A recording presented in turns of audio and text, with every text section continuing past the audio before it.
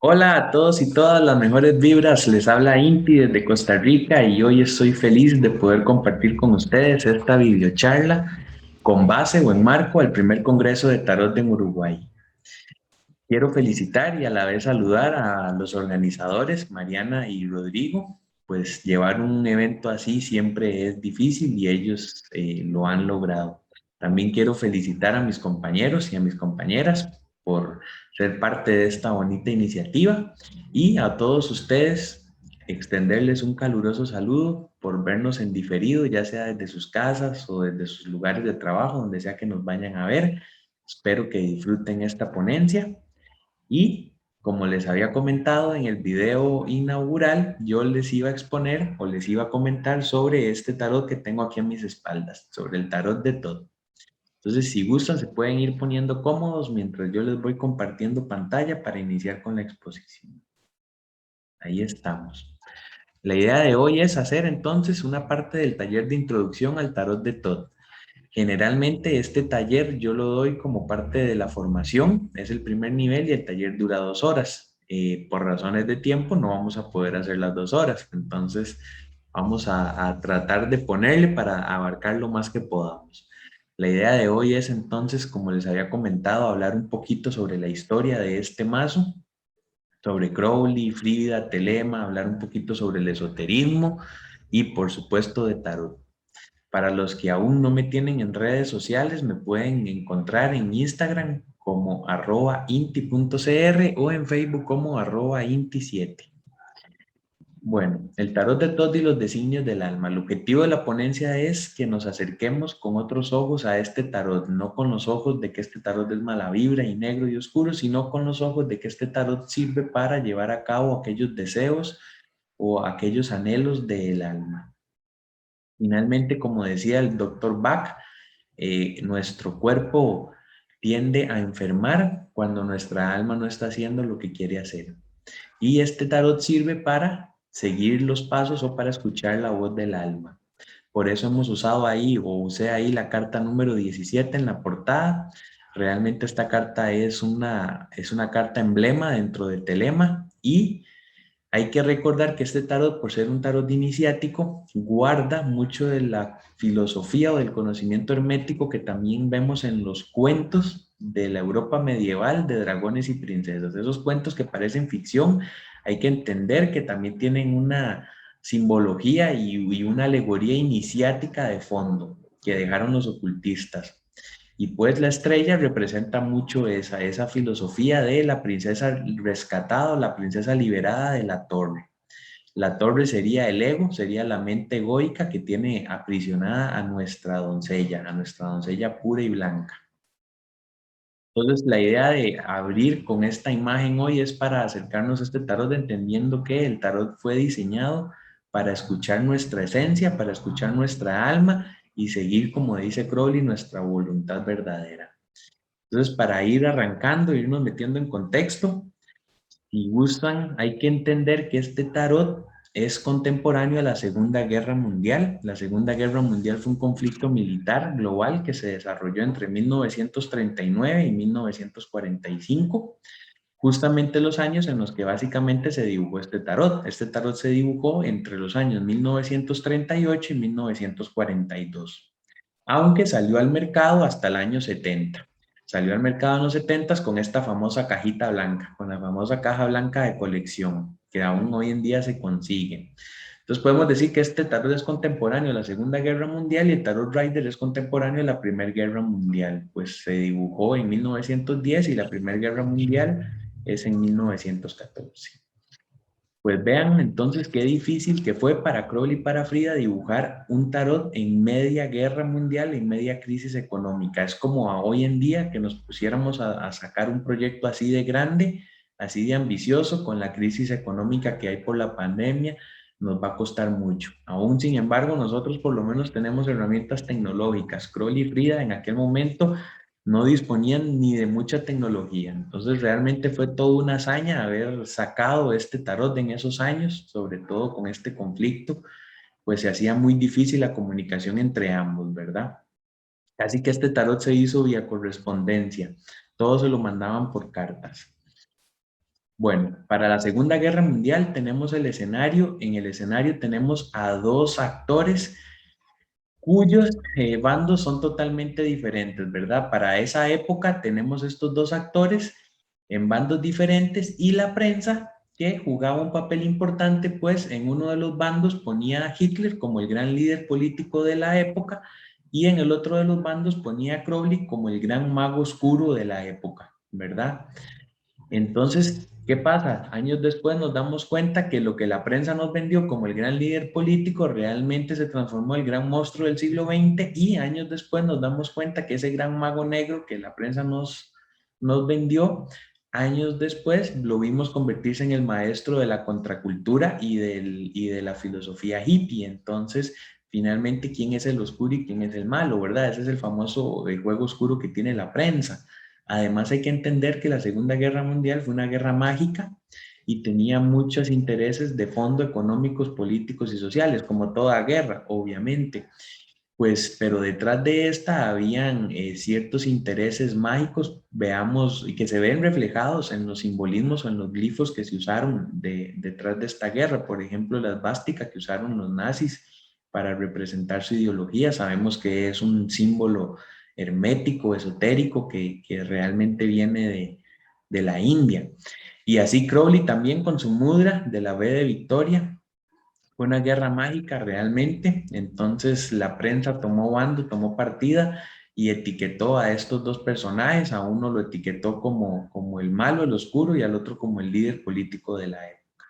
Tanto así que cuando Crowley muere, la prensa dice que la misa fúnebre de Crowley es una misa negra.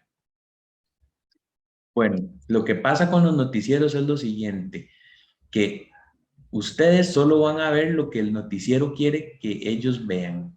Así es como funcionan los medios de comunicación. Ellos fabrican escenarios todo el tiempo para presionar sobre noticias falsas, porque saben que la gente creerá todo lo que la televisión les diga que deben de creer.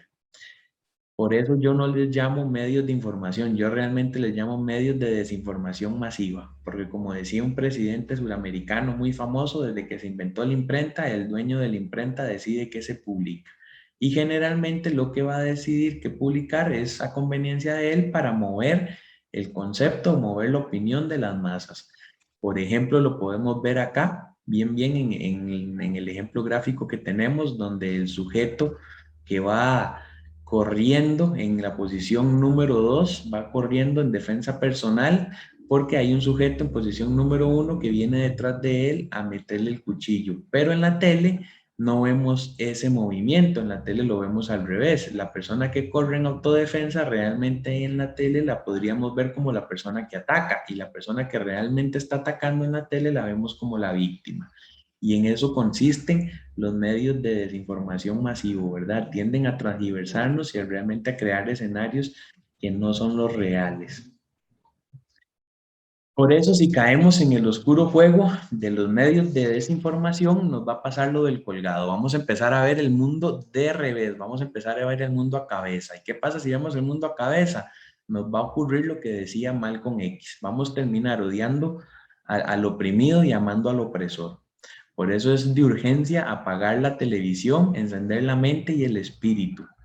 Realmente en el colgado la lección espiritual que tenemos que entender es la espiritualización de la materia. Si vemos el colgado simboliza una inmersión del espíritu dentro del mundo material, por eso él va de cabeza clavado hacia el mundo material, ¿verdad? Él está inmerso, es el espíritu metiéndose en la materia, es la espiritualización de la materia. Vean que es 3 veces 4, ¿verdad? 3 veces 4 tenemos el 4 de cabeza. En el 4, el emperador, tendríamos una materialización del espíritu. Aquí tenemos una espiritualización de la materia. Y el problema es que la espiritualización de la materia no se da o no se llega a dar si pasamos enganchados de la tele, porque la tele nos transforma todo el entorno. La tele nos cambia la visión, ¿verdad? Nosotros sabemos que somos seres espirituales viviendo una experiencia humana, más la televisión nos vende que somos seres humanos viviendo una experiencia espiritual. Ella nos modifica esa percepción, ¿verdad? Nos adormece, es lo que llamamos nosotros, entramos en el sueño de la conciencia. Por eso es de primera urgencia entender el colgado y entender que estamos acá realmente para espiritualizar la materia y no para materializar el espíritu. Finalmente, otra de las cartas que nos trae como enseñanza, como mensaje iniciático fuerte en este tarot para empezar a cumplir con los designios del alma es el emperador, el número 4. Aquí ya lo tenemos, ya no de cabeza, sino de pie en su posición original, ¿verdad? Ya no el 4 invertido, sino el 4. Y lo tenemos bajo el arquetipo de el padre, el mundo controlado. En esta carta hay una clave súper importante de entender para empezar a comprender sobre los designios del alma y para empezar a practicar uno, qué es lo que uno verdaderamente quiere, y es el corderito que está ahí. El corderito que está ahí abajo, que encerré en ese cuadro, ese corderito escribe Crowley a través o acerca de él. El cordero por naturaleza es un animal salvaje, brioso y solitario en parajes apartados, mientras que cuando se le domestica y se le hace pacer en verdes praderas, no queda sino el animal dócil, cobarde, gregario y suculento. Esta es la teoría del gobierno según Aleister Crowley. ¿Qué es la teoría del gobierno? La teoría del gobierno es que el gobierno nos quiere así, nos quiere mansitos y, como dicen en la canción de un grupo Rasta, el león no tendría melena si se dejara trasquilar. Esa es la teoría del gobierno. El gobierno es el que nos quiere trasquilar. Finalmente, como dice la imagen que tienen a la par, si nos movemos los de abajo, el capital se va al carajo. Cualquiera me dirá dónde está entonces la emperatriz, el mago y la sacerdotisa. Pues todos esos arquetipos están acá, debajo del poder del emperador, esperando a que nosotros mismos decidamos activar y movernos, ¿verdad? Finalmente, el emperador es el que se autoproclama como único responsable para gobernar y dirigir su vida. Como decía Woody Allen, el mago hace un gesto y desaparece el hambre, el mago hace otro gesto y desaparece la injusticia, el mago hace un tercer gesto y desaparece la guerra. Llega el político, hace un gesto y desaparece al mago. Nosotros tenemos que cuidarnos entonces como mago de que los políticos no nos desaparezcan, ¿verdad?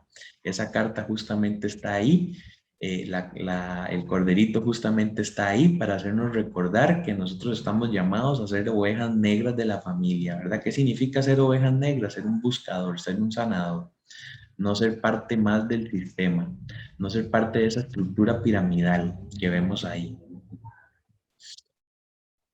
Ok. Bueno, por eso tenemos la percepción de que Crowley realmente era un mago oscuro o un mago negro, porque la prensa ha calado demasiado fuerte con su mensaje y la egrégora que hay a ese nivel es demasiado intensa, ¿verdad? La mayoría de personas tienen ese concepto de Crowley. Además, el mismo Crowley no ayudó, el mismo Crowley pasaba haciéndose publicidad de chico malo él mismo, ¿verdad? Entonces, eso que él hacía, años después le está pasando la factura porque en páginas oficiales de Telema se han dado discusiones donde se le ha solicitado a la gente que es fanática del satanismo, a la gente que es afín al satanismo, que por favor no se identifiquen con las páginas de Telema para no crear este tipo de confusiones, pues Telema no es ni satanista ni cristiana, es Telema. Crowley, en su afán de darse fama también y de burlarse de él mismo o de darse mofa de chico malo, pues ha generado toda esta ola, ¿verdad? Que ahora hasta los satanistas se acuerparon en la figura de Crowley y lo usan como emblema, cuando realmente, vamos a ver más adelante, Crowley no era tan asiduo a las artes oscuras o a las artes negras. Bueno, entonces, ¿qué es lo que pasa? Cuando a mí me llega este meme, generalmente los bloqueo y no les vuelvo a hablar. Estoy chingando. ¿Qué es lo que pasa? Generalmente empezamos a hablar y yo lo que trato de hacer es hacerles ver las incongruencias del sistema para que vean cómo muchas veces tenemos incongruencias o inconsistencias a la hora de evaluar ciertas situaciones. Por ejemplo, en el caso de Crowley. Crowley tenía como ética trascendental su frase, haz todo lo que quieras, será el todo de la ley.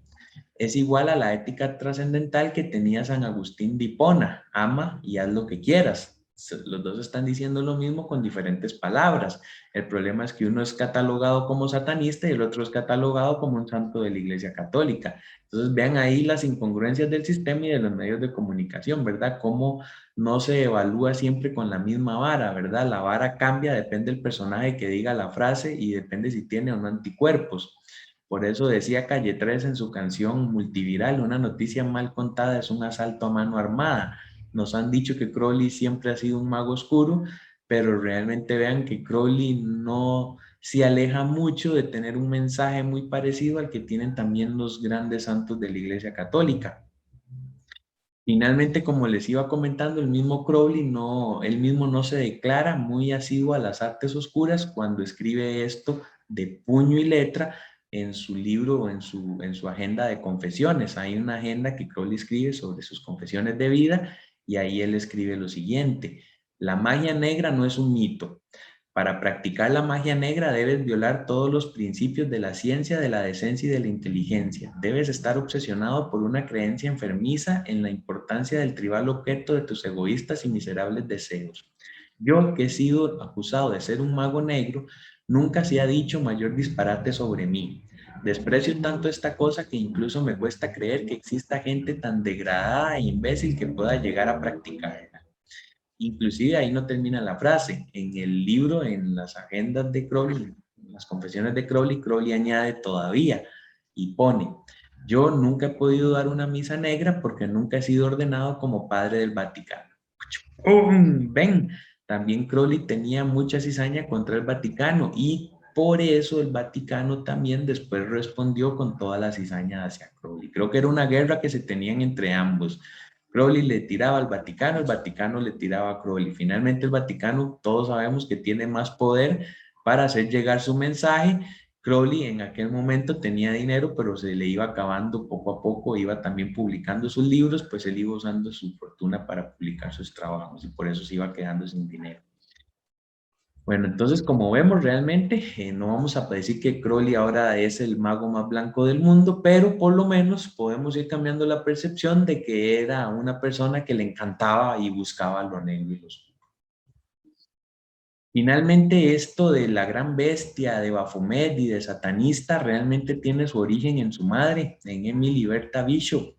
Emily Berta Bishop, la madre de Crowley, una cristiana fundamentalista muy parecida, o podríamos equipararla a lo que hoy en día sería la señora católica, ¿verdad? Que todo es pecado para ella y en su vocabulario la única palabra que tiene es pecado. Esta señora, la mamá de Crowley, generalmente era así. Todo lo que podía salir de su boca que hiciera Crowley iba a ser pecado. Entonces, ¿qué es lo que pasa con la historia de la famosa 66 y la bestia? Pasa que a los 11 años de edad se muere el papá de Crowley y Crowley entra en una gran depresión. Para Crowley, su papá era su héroe, su mejor amigo. Y al morirse el papá, él entra en un bache, entra en un down y empieza a pensar y a filosofar de más en la vida como buen niño, ¿verdad? Como mente científica que tiene todos los niños, empieza a darle al coco de más. Dándole al coco de más y en su mente científica empieza a pensar que los gatos tienen 7 vidas, o al menos eso es lo que ha escuchado de todos los adultos, que los gatos tienen 7 vidas, y él pues dice o decide realizar experimentos para ver si el gato corría la misma suerte de su padre, si verdaderamente tenía las 7 vidas o no. Para lo que le aplica diferentes experimentos, entre ellos fue quemar al gato y tirarlo por una ventana. Claramente, después de los experimentos, el gato murió. Cuando la mamá de Crowley encontró al gato, casi que desintegrado después de que lo quemaran y lo tiraran por una ventana, básicamente la mamá de Crowley se alarmó y, como ustedes comprenderán, empezó a gritar pecado, pecado, pecado, y desde ahí nombró a su hijo la gran bestia 666. En un principio Crowley se disgustó con el apodo, no le hizo gracia, pero años más tarde lo iba a disfrutar enormemente. ¿Qué es lo que les estoy diciendo? Años más tarde, Crowley iba a disfrutar de su apodo porque el apodo le iba a generar ventas. Hay que entender que finalmente una mala publicidad, aunque sea mala, es publicidad de fin de cuentas en la prensa. Y Crowley prefería, aunque fuera que hablaran mal de él, pero que hablaran. Entonces él después agarró ese mote de chico malo que su mamá le creó en la casa y lo usó a nivel mundial a tal punto que, como les decía, los satanistas y todas las personas que hacen artes oscuras se acuerpan en la figura de Crowley, aunque verdaderamente lo estén haciendo mal, porque si vemos a sinceridad, pues Crowley no era tan fiel practicante de magia negra. Bueno, Alexander Crowley, que realmente cambió su nombre a Aleister Crowley cuando empezó a escribir poesía en la universidad, cambió su nombre de Alexander a Aleister, pues Aleister es la forma gaélica de Alexander. Recordemos que Crowley tenía una obsesión con la cultura irlandesa y con la cultura de Gales, entonces por eso él decide cambiar de Alexander a Aleister, porque como dice él, satisfacía mis ideales románticos, al ser la forma gaélica del Alexander. Ok, lo que pasa con Crowley también y el satanismo es sobre la represión sexual que había en la época victoriana en ese momento. Para la época victoriana de ese momento se vivía una gran represión sexual y Crowley era víctima de eso, al igual que las mujeres. En aquel momento las mujeres no podían tener orgasmos porque eran consideradas prostitutas, por lo cual ellas empezaron a sufrir un padecimiento que se le denominó histeria, hasta que el doctor Joseph Mortimer descubrió que haciendo masajes pélvicos las mujeres zafaban esa histeria. Entonces lo que pasó a continuación fue que tuvo tantas clientes que se le empezó a dormir la muñeca, empezó a tener síndrome de túnel carpial y tuvieron que desarrollar el primer consolador. Y así es como nace en esos años el primer consolador de la historia, a causa del síntoma o del síndrome de histeria que se vivía porque las mujeres no podían tener o no se les permitía llegar al orgasmo en medio de aquella represión patriarcal que se vivía en aquellos años de la época victoriana. Eso era en cuanto a las mujeres, y en cuanto a los hombres no podían tener relaciones con parejas del mismo sexo. Entonces, para que me entiendan, estaba prohibido ser homosexual, ser gay. Entonces Crowley era bisexual. ¿Qué pasaba? Que muchos encuentros amorosos que Crowley tuvo con otros hombres fue encontrado o fue pescado, para que ustedes entiendan. Entonces Crowley, en el momento que era pescado con las manos en la masa, decía, bueno, aquí tengo dos opciones: o voy a la cárcel o me la invento que esto era un rito satánico y así zafo. Por satánico nadie me va a culpar por estar dándome amor por otro hombre si voy a dar a la cárcel. Entonces también Crowley, muchos de sus aventuras con otros hombres las hacía pasar como eventos satánicos ante la prensa para no pagar con cárcel, ¿verdad? Entonces finalmente hay que también entender que todas esas cosas que iban pasando es lo que hicieron que esta egrégora satánica caiga tan fuerte sobre él, pero realmente si estudiamos bien a fondo, vamos viendo que era un tipo normal como cualquier otro, con su luz y con su sombra, que eso es lo que yo trato de hacerles entender en esta ponencia. No es venderles ahora la idea de un Crowley iluminado que no tenía mancha, pues no, ¿verdad? Aquí, de hecho, Crowley es un mago multicolor. Crowley es un mago del caos, y en la magia del caos sabemos que no es una magia blanca ni negra, sabemos que es una magia multicolor. Entonces, ¿qué pasó también? A Crowley se le acusa mucho o se le critica mucho por el uso de drogas. De hecho, hay hasta un libro de Crowley donde el libro se titula El diario de un drogadicto. Bueno, pues vamos a aclarar un poco qué es lo que pasa con este asunto de las drogas. Sí, Crowley era un consumidor de estupefacientes, pero los hacía de diferentes maneras y de diferentes estilos y diferentes tipos, ¿verdad? De hecho, vamos a analizar. Con Crowley pasaron dos puntos de vista muy diferentes. Lo primero es que Crowley tuvo adicciones a ciertas sustancias porque esas sustancias en algún momento eran medicina. Por ejemplo, la heroína. Crowley en algún momento fue dependiente a la heroína, pero hay que entender que la heroína en aquellos años era la medicina para el alma.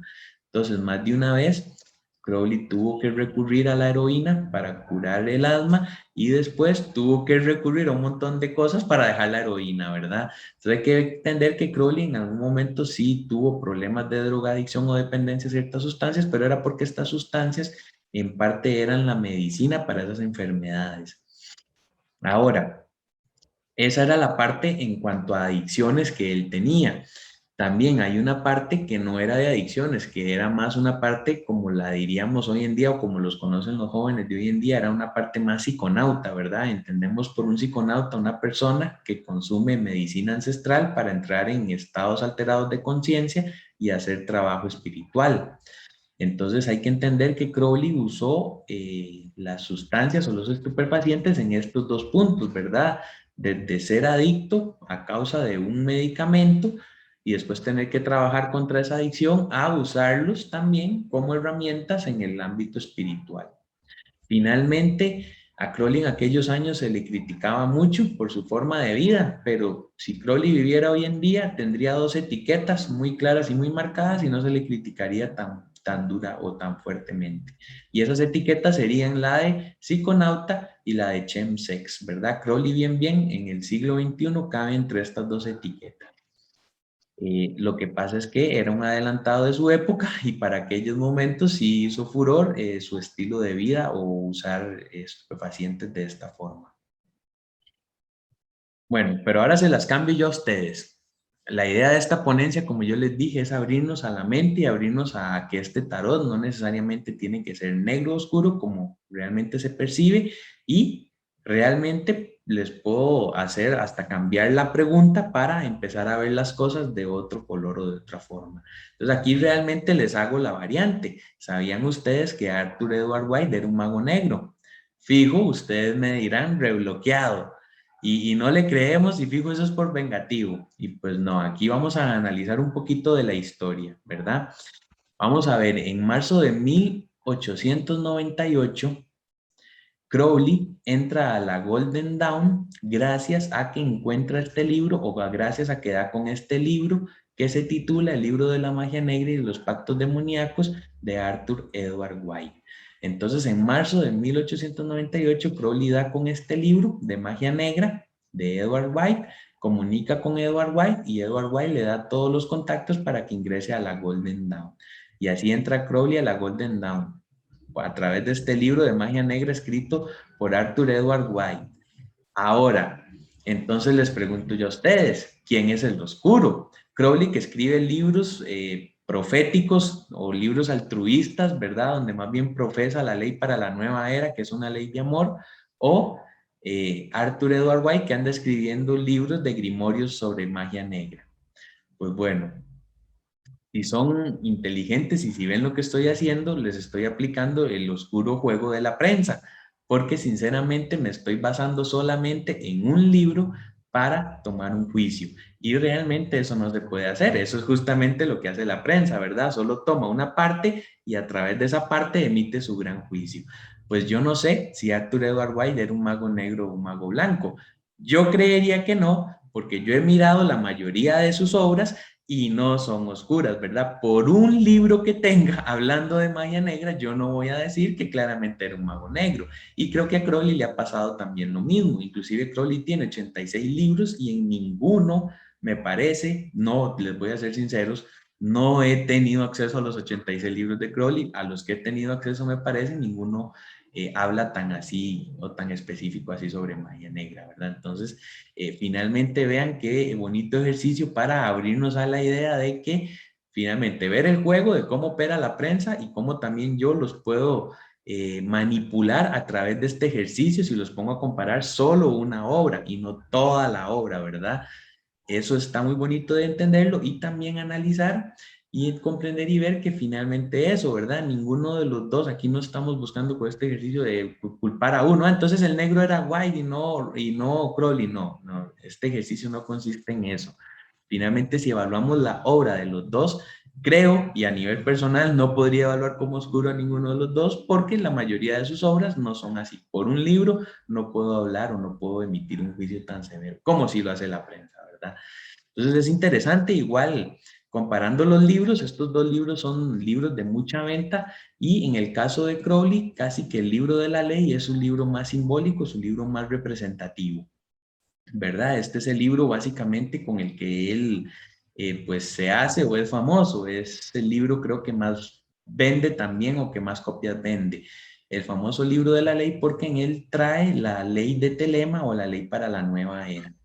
Entonces decía Crowley en el libro de la ley, desconoce cualquier dios, solo guíate por la voluntad y la Trinidad, Osiris, Isis y Horus. Padre, Hijo, Espíritu Santo, Hadith, Nuit y Rahor Qt. que más adelante Gurdjieff lo definiría como mente, emoción y cuerpo. Esa es la Trinidad máxima, fundir la mente, el espíritu y el cuerpo en un solo ente guiado por la voluntad. Este libro es el llamado libro de la ley porque trae entonces su filosofía de vida, su filosofía altruista, para que todos aprendamos de ella bajo los lemas de haz tu voluntad, será el todo de la ley, y amor es la ley, amor bajo la voluntad.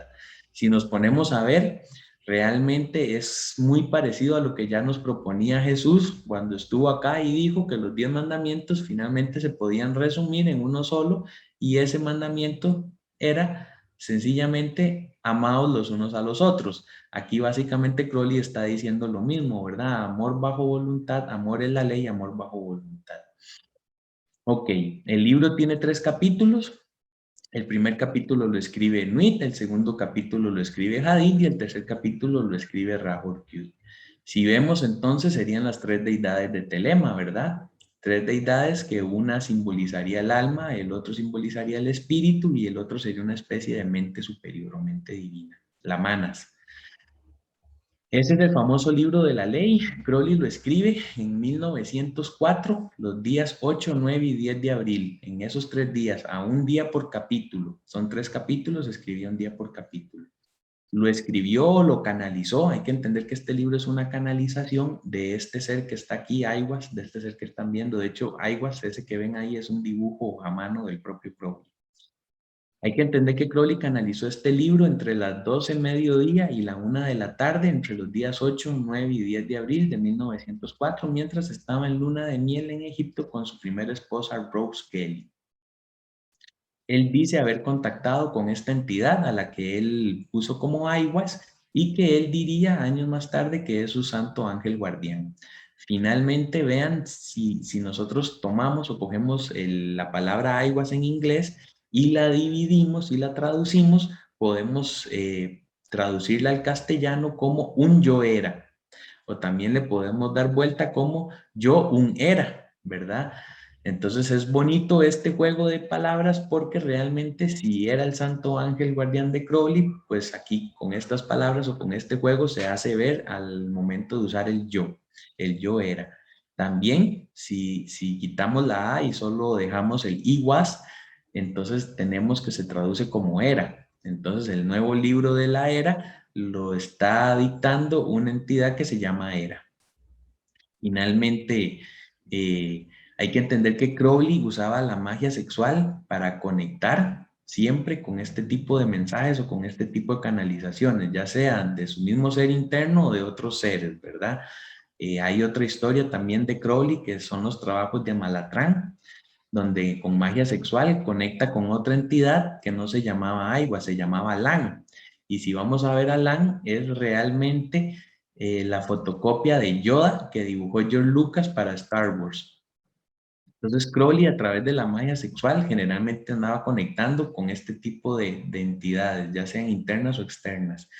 De hecho, de Crowley sale una orden que se llama la Orden Tifoniana, que actualmente existe y es una orden que se dedica a hacer ritos, a conectar con entes o con inteligencias del espacio. Bueno, en cuanto al libro de la ley, esa es más o menos la historia. Crowley dice que él sentía los susurros de la voz sobre su oído izquierdo. Finalmente, este nuevo tarot, el tarot de Thoth, puede ser considerado consecuentemente como una serie de ilustraciones referentes al libro de la ley. La doctrina del libro está implícita en todo momento en este tarot. Y eso hay que reconocerlo y entenderlo. Si queremos estudiar el tarot de Thoth, tenemos que estudiar el libro de la ley. Si queremos estudiar el libro de la ley, por ende estamos estudiando el tarot de Thoth. Ambos van de la mano, ¿verdad? La filosofía de Telema está totalmente inmersa en el mazo. Por eso es importante conocer un poquito sobre el libro de la ley y la filosofía de Telema antes de entrar a conocer propiamente el mazo, pues que si entramos propiamente a conocer el mazo nos va a hacer falta una parte de información o de conocimiento teórico. Bueno, ahí tenemos a Crowley y a Frida, los artistas creadores de este mazo. Crowley, que decía ser la reencarnación de Eliphas Levi, Eliphas Levi muere en 1875 y Crowley nace el 12 de octubre de 1875, unos meses después de que había muerto Eliphas Levi. Crowley admiraba a Eliphas Levi. De hecho, creo que los héroes de Crowley eran Eliphas Levi y François Revelois. Pues de ambos sacó las ideas o de ambos sacó sus ideas de la voluntad y de Telema y de todos sus escritos que vemos plasmados en el libro de la ley. Finalmente vean la famosa foto de Crowley, donde sale así, con el libro, vean que la estrella no está invertida, la estrella está con la punta hacia arriba, indicando que la magia va en evolución y no en involución, ¿verdad? Ahí la tenemos con su amiga Frida. Crowley conoce a Frida y desde que la conoce se hacen íntimos. Frida no iba a ser la artista para este mazo, había otro artista para este mazo, pero el artista original declinó, no pudo con el proyecto, le dijo a Crowley que no, y entonces en eso apareció Frida, y Frida pues tomó el proyecto en un inicio iba a ser apenas una remodelación ligera del Marsella, y terminó siendo una remodelación más que profundo del Marsella. Tanto es así, tanto se llegaron a llevar también estos dos que en algún momento el esposo de Frida sintió celos de Crowley y en algún momento hasta se separó el esposo de Frida por culpa de Crowley. Ya después volvieron, pero eso es para que ustedes vean el nivel de confianza o el nivel de amistad que llegaron a tener Frida y Crowley. De hecho, hasta la fecha, cuando Crowley muere, Frida termina de pagar los gastos funerarios de Crowley. Realmente vean entonces qué dicotomía y qué cosa que pasó al revés, ¿verdad? Crowley que debía de pagarle a Frida por lo que el trabajo que Frida estaba haciendo y realmente era Frida la que terminó pagando a Crowley. Ya para esas alturas Crowley había quemado toda su fortuna, ¿verdad? Recordemos que Crowley era una persona adinerada, pero fue quemando su fortuna con los años en diferentes actividades, desde los viajes a otros lugares para conocer y para conocimiento sagrado. Crowley hay que entender que siempre andaba en expediciones místicas. Además de eso, parte de su fortuna también la quemó en financiarse sus propios proyectos y sus libros. Y otra parte también se la habían robado. Entonces, para la época, ya cuando muere, más bien Frida era la que le ayudaba a Crowley, aunque Crowley era el que le debería haber pagado, como les digo. Finalmente, cuando los dos hicieron este tarot, cuando lo terminaron, los dos quedaron en claros y los dos escribieron lo siguiente: que este tarot sirva como una carta para los intrépidos marineros del nuevo eón, para guiarles a través del gran mar del entendimiento hasta la ciudad de las pirámides. La ciudad de las pirámides dentro del sistema filosófico de Telema sería o es igual al equivalente del Chambalá, que sería la ciudad etérica de luz de la teosofía o de Petrolena Blavatsky, ¿verdad? La ciudad de los maestros ascendidos, aquella ciudad donde viven los seres espiritualmente iluminados o seres que han sido iniciados. Ahora, esto suena muy profundo y que eso solo lo pueden alcanzar algunos otros, pero no, realmente todos podemos iniciarnos, todos podemos iluminarnos. Realmente estos son conceptos que suenan como inalcanzables para nosotros, pero que realmente si todos trabajamos en ellos, todos podemos alcanzar ya sea la iluminación y la iniciación. Ok, ¿cuándo inició la era de Acuario? La era de Acuario, generalmente para los astrólogos, está manifestada o está establecida como el 4 de febrero de 1962 entre las 2 y las 3 p.m. Pues para esa fecha hubo un embotellamiento de los 7 planetas de la astrología védica sobre la constelación de Acuario. En esa fecha, los 7 planetas, Marte, Sol, Venus, Mercurio, Luna, Saturno y Júpiter, los 7 planetas personales y sociales estuvieron en Acuario, embotellados, todos haciendo presa ahí. Los únicos que quedaron por fuera fueron Neptuno, Urano y Plutón, pero ambos sabemos que esos son planetas transgeneracionales y que son planetas que duran muchísimo tiempo en darle la vuelta al Sol y no determinan tanto nuestra personalidad propiamente como estos otros 7. Entonces, finalmente, la nueva era, en teoría, para algunos astrólogos, está iniciada en esa fecha, aunque es muy difícil establecer que ese sea el punto inicial de arranque, ¿verdad? Siempre se establece cercanías o aproximaciones a esa fecha, pues. Finalmente, aquí está el tarot de Thoth para la nueva era. Como yo les venía diciendo, el tarot tiene la misma estructura de un Marsella, pues es una restauración de un Marsella. Iba a ser una remodelación ligera, pero terminó siendo una restauración profunda. La base no la cambiaron, la base es la misma. Aquí no hacen el cambio como en el Rider Waite Smith. Aquí los números siguen siendo iguales. El 8 sigue siendo la justicia, el 11 sigue siendo la fuerza, el 14 sigue siendo la temperanza y el 20 sigue siendo el juicio. ¿Qué es lo que hay? Lo que hay es un cambio de nombres en el arcano. Al arcano se le cambia el nombre. En vez de llamarse la justicia, entonces tenemos el ajuste. En vez de tener la fuerza en el 11, tenemos el entusiasmo. En vez de tener la temperanza en el 14, tenemos el arte. Y en vez de tener el juicio en el 20, tenemos el león. Lo que hay es un cambio de nombre y ustedes me dirán, ¿y por qué ese cambio de nombres? Bueno, ese cambio de nombres es debido a una actualización en el software, a una actualización en el chip, ¿verdad? Vean qué importante es que nuestras computadoras o nuestros celulares estén actualizando. Si nuestras computadoras no se están actualizando, nuestros celulares tampoco, llega un momento en el que dejan de funcionar, dejan de ser útiles porque las herramientas ya no funcionan igual, la parte gráfica se hizo muy fea y aburrida, ya no llama la atención, y etcétera, etcétera, etcétera. Las actualizaciones de sistema siempre son súper importantes. Y es lo mismo en el tarot. En el tarot tenemos que el tarot de Thoth viene siendo una actualización al sistema del Marsella y del Rider. No es lo mismo trabajar en un Windows 95 que en un Windows 10, ¿verdad? Las herramientas y las aplicaciones y todo va a mejorar.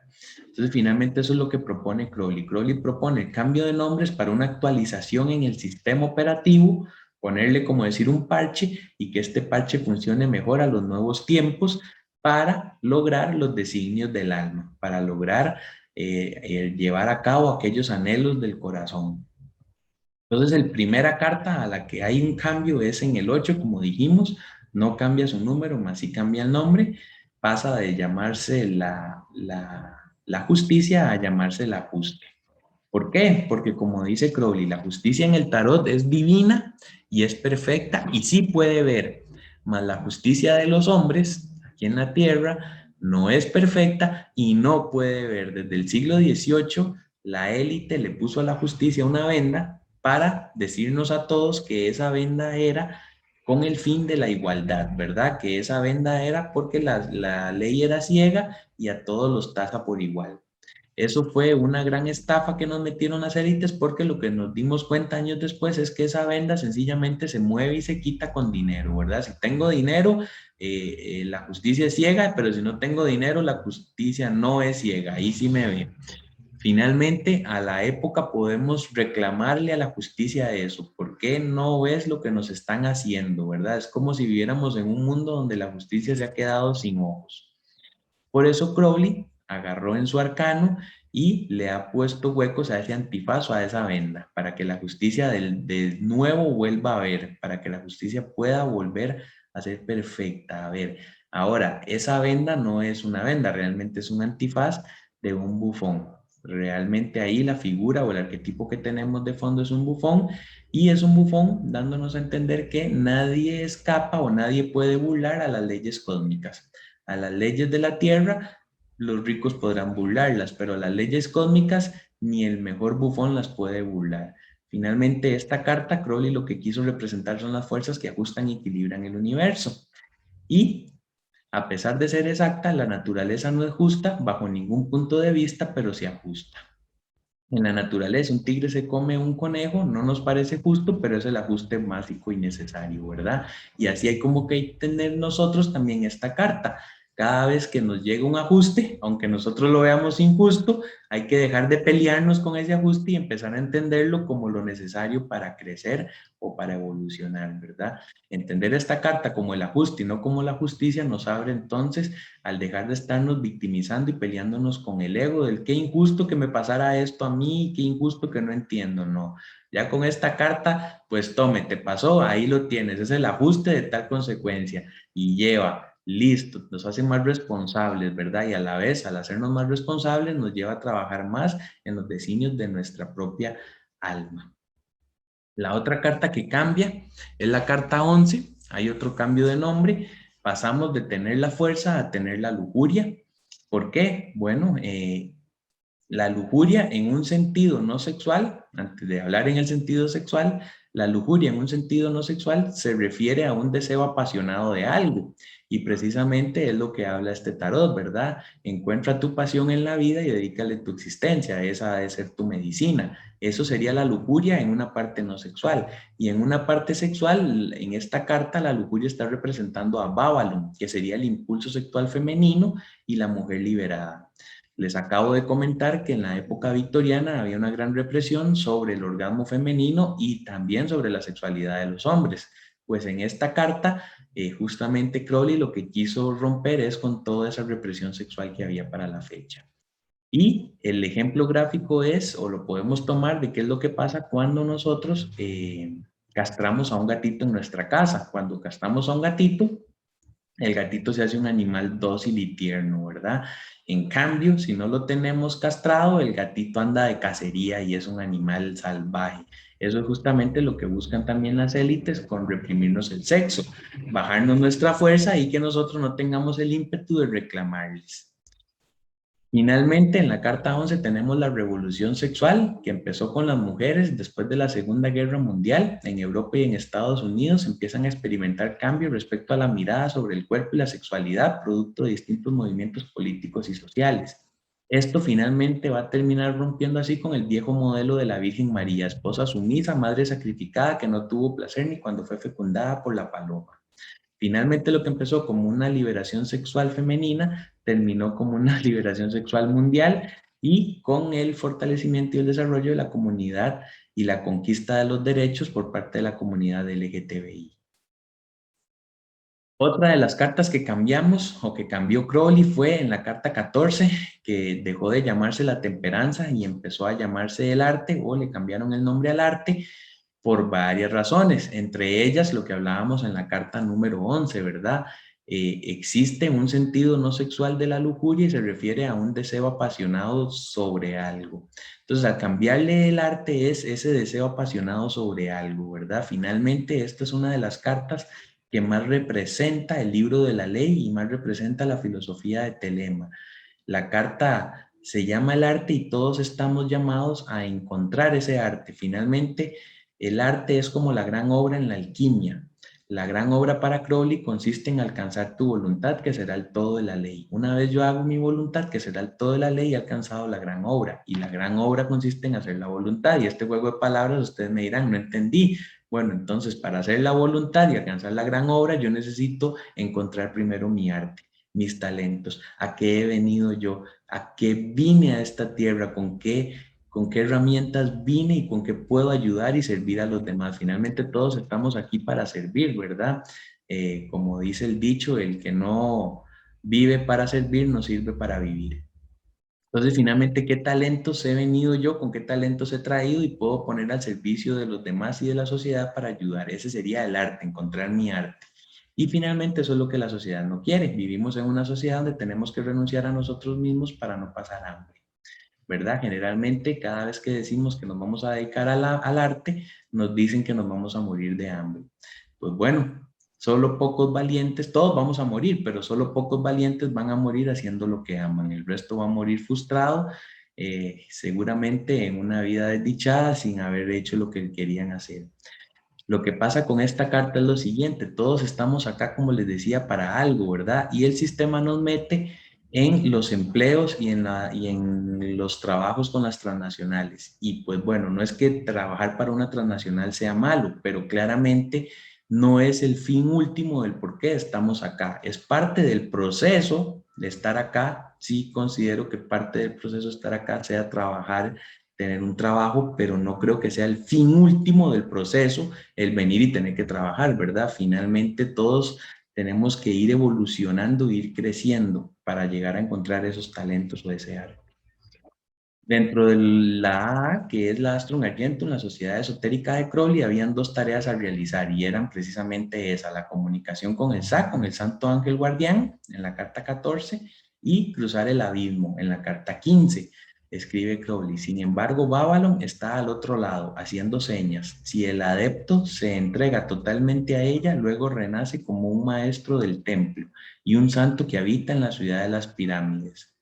Bueno, cruzar el abismo era otra de las tareas y está después de comunicarse con el Zac, que es la carta 14. En cruzar el abismo lo podemos entender muy bien como lo que hizo Gandalf en las minas de Moria cuando se fue al abismo precisamente con el demonio, con el Belrog. Entonces, para la tradición ocultista contemporánea occidental, sintetizada en la obra de Aleister Crowley, un demonio, por ejemplo, el demonio Chorrozón, el demonio del abismo, es una metáfora utilizada para denominar a ciertos procesos psicológicos internos.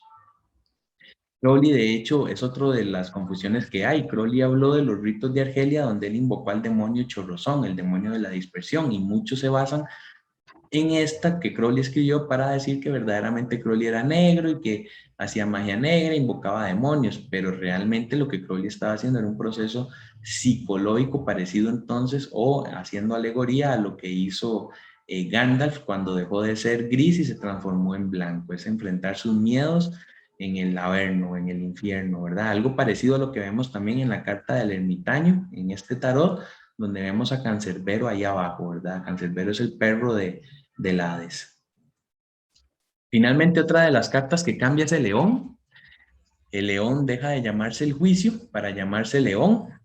¿Qué significa león? Significa el cambio de era, la transición de un periodo a otro. Y finalmente eso también es lo que veíamos en la carta del juicio. En la carta del juicio veíamos el juicio final. Se acaba un tiempo para iniciar otro nuevo, ¿verdad? Que eso es lo que habla el Apocalipsis. El Apocalipsis finalmente en teoría es el final de los tiempos, aunque sabemos que no. Realmente la palabra Apocalipsis significa revelaciones. Pero en este juicio, en teoría, se termina un tiempo para iniciar otro. Y Crowley ha usado la estela de la revelación. La estela de la revelación la tienen acá. Es esta placa egipcia que estaba en el museo cuando Crowley lo visitó. Estaba en el Museo de Egipto y tenía el número 666. Cuando Crowley vio esta estela y vio el número 666, entendió que era un mensaje de las divinidades porque él se hacía llamar el 666 y dijo, bueno, aquí me están queriendo decir algo. Y entendió que a partir de aquí tenía que montar toda su filosofía de telema y entendió también pues un montón del contenido esotérico. Véanlo tanto así que la carta 20 es la representación de la estela de la revelación. Y precisamente entonces en esta carta, Crowley usa la estela de la revelación y Apocalipsis, la carta del juicio, que es la carta del Apocalipsis final, significa revelación también. Entonces, por ahí hay una alegoría también para haber hecho ese cambio. Finalmente, el cambio de era es la transición de un periodo a otro y en plano humano, esta transición de un periodo a otro lo llamamos el madurar, ¿verdad? Cuando maduramos, cuando vamos caminando hacia la gran obra. Para ir madurando tenemos que pasar, como dicen los alquimistas, por esas 4 etapas, por el nigredo, albedo, rubedo, hasta alcanzar el true will o la gran obra. Primero pasamos por el nigredo, que sería la etapa de putrefacción, sería la noche oscura del alma, sería Saturno, nuestro karma, cuando empezamos a reconocer nuestra sombra. Luego integramos en el albedo nuestros polos opuestos, integramos el matrimonio, el andrógino, el yin y el yang. Al menos yo como hombre, en la parte del albedo tengo que integrar a mi ánima y ustedes las mujeres tienen que integrar a sus ánimos. Y la parte del rubedo, que consiste en una yoga espiritual, ¿verdad? En esta parte generalmente hay que hacer algún tipo de ejercicio yógico. Con eso me refiero a movernos, ya sea runas o la yoga más de los hindúes, pero hay que hacer algún tipo de yoga, por algo Crowley era practicante de yoga. Inclusive les doy un dato, Crowley es el que trajo la yoga a esta parte del mundo. Finalmente, en el ruedo tenemos que hacer algún tipo de ejercicio espiritual que nos termine de unir, que nos termine de religar, ¿verdad? Y así se alcanza la gran obra. Ese es el camino hacia la maduración también del ser humano. Finalmente, el universo es otra de las cartas a las que finalmente le cambia el nombre y le cambia del mundo al universo por cosas como las que decía Jesús en Juan 18, mi reino no es de este mundo, ¿verdad? Crowley al hacer estos cambios realmente la está dando a entender que el tarot es algo más global a este planeta. Finalmente, la carta del mundo nos remite solo al concepto tierra y al elemento tierra y realmente Crowley al rebautizarla con el universo nos está ampliando a los 4 elementos y al cosmos como tal, ¿verdad? Finalmente el mundo forma parte del universo. Entonces Crowley quiso ser más integrativo y por ahí cambió también este nombre al universo. Finalmente, el universo no castiga ni bendice, el universo solo responde a la vibración que emitimos. Para entender el universo necesitamos pensar en términos de energía, frecuencia y vibración. Además de eso, por eso es que se hace el cambio, ¿verdad? Estamos ya entrando a conceptos eh, metafísicos más de la nueva era. Finalmente, este tarot es el tarot del no patriarcado y el no matriarcado. Es el tarot del hijo. Llegó la era de Horus, la era del hijo. Supuestamente para Telema han habido tres eras, la era de Isis, la era de Osiris, una marcada por el matriarcado y otra por el patriarcado. En esta se acaban esas dos eras y es la era donde se integran las dos, ¿verdad? Donde se regulan, donde no va a haber ni exceso de matriarcado ni exceso de patriarcado, donde en teoría va a haber un equilibrio. Por eso en este tarot los caballeros pierden su título de realeza y dejan de llamarse reyes y pasan a convertirse caballeros. Y las reinas son las herederas al trono, las dueñas de la tierra. Los reyes tienen que ganar la mano de ellas y entonces esto hace que los reyes se vean disminuidos en su poder. Es como bajarle las rayas al patriarcado para lograr ese equilibrio. Finalmente todo esto lo propone este tarot para la nueva era, con todas estas modificaciones dentro de la estructura del juego. Dentro de la estructura del juego, el tarot mantiene la misma estructura que los ritos eulesinos. Los ritos eulesinos eran misterios iniciáticos, eran ritos de iniciación, eran los más famosos de la Grecia antigua, y los hierofantes eran los encargados de estos ritos, eran los sacerdotes. De hecho, ven aquí la figura del hierofante número 5, cómo se parece a los antiguos hierofantes eulenizos. Los hierofantes eran los reveladores de los misterios iniciáticos, son los que poseen las 12 llaves para abrir los profundos misterios del alma. Esto es lo que llamamos los trabajos de Hércules. Cómo Hércules se hace superhéroe a través de estos 12 trabajos, que se ven físicos, o la tele no los vende como trabajos que Hércules hace en el plano físico, pero realmente tienen un simbolismo espiritual, ¿verdad? Finalmente, este tarot tiene su estructura cabalística. El tarot es una representación ilustrada de las fuerzas de la naturaleza, tal como fue concebida de acuerdo a un simbolismo convencional por los antiguos. A primera vista, uno podría suponer que su arreglo es arbitrario, mas no es así. Está determinado por la estructura misma del universo y en particular del sistema solar simbolizado por la Santa Cábala. Si cogemos las 78 cartas del tarot, podemos repartir las 78 cartas en el árbol de la vida o en la cábala de esta forma como lo están viendo en el dibujo. Por eso se habla de que este tarot es totalmente cabalístico y astrológico. Es una representación ilustrada también de la Santa Cábala. Finalmente, espero que esta ponencia les ayude a elegir no solo entre el Rider y el Marsella, sino que los abra, como les expresé al inicio, que los abra a nuevas opciones, a aprender a usar el TOT también y a verlo de otra forma, a no verlo como el más oscuro y a dejarlo ahí entre los rechazados, sino que para la nueva era también pues sea un mazo más a la opción de todos, ¿verdad? Que no tenga ese estigma de no lo tomo en cuenta porque ese mazo es así WhatsApp. Finalmente ahí les dejo, ustedes eligen, como decía John Lennon, hagan lo que quieran, pero sean responsables de sus actos. Aquí les dejo la portada de los Beatles, de Sargento Peppers, ahí en el fondo vemos a Crowley y a Jung, ambos personajes de la época, y hay más personajes, por ahí está Marilyn Monroe y más artistas, filósofos, científicos, genios de la época. Finalmente, les dejo para pensar esto, estos apóstatas del amor como John Lennon y los Beatles, ¿ustedes creen que hubieran usado la imagen de Crowley en uno de sus discos si Crowley hubiera sido totalmente un personaje oscuro? Yo creo que no. Bueno, finalmente muchas gracias, espero que les haya gustado mucho la ponencia, hagan su voluntad, pórtense mal, hagan la ley, sean ovejas negras para que sigan los designios de su alma. Finalmente, si la clase les ha gustado mucho, pueden buscar mi información en redes para ver los otros cursos y si gustan matricular, me pueden comunicar por este medio y ahí vemos. Generalmente estoy abriendo cursos 2 veces al año. Bueno, sin más por el momento me despido, un saludo y muchas gracias.